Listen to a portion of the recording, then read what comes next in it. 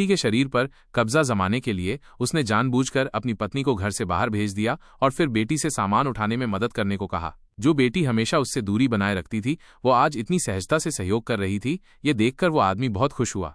इसके बाद उसने अपनी बेटी को तहखाने में ले गया। छोटी में एलाइशा इस अनजान माहौल में असहज महसूस कर रही थी, लेकिन अपने अंदर के अपराध बोध के कारण उसने ज्यादा सोचा नहीं। आखिरकार वह उसका अपना पिता था, वह उस पर कोई नुकसान नहीं पहुंचाएगा, यही सोचकर उसने अपनी सतर्कता खो दी। पर यही गलती उसकी जिंदगी की सबसे बड़ी भूल साबित हुई। आने वाले 20 वर्षों की कैद और यातनाओं की शुरुआत हो चुकी थी।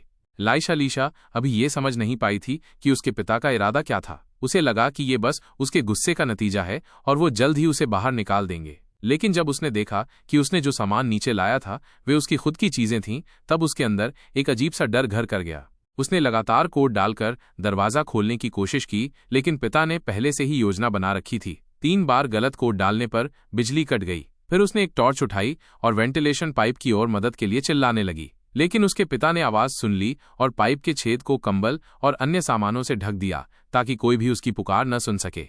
इस बीच परिवार के अन्य सदस्य लिविंग रूम में बैठे उसकी खोजबीन की योजना बना रहे थे, लेकिन सिर्फ डिलान चुपचाप सोफे पर बैठा था, बिना कुछ कहे। अगले दिन आ गया, लेकिन एलाइशा अभी भी कोड डालने की नाकाम कोशिश कर रही थी। वो जमीन पर लेट गई, ये समझने में असमर्थ थी कि उसके पिता ऐसा क्यों कर रहे थे।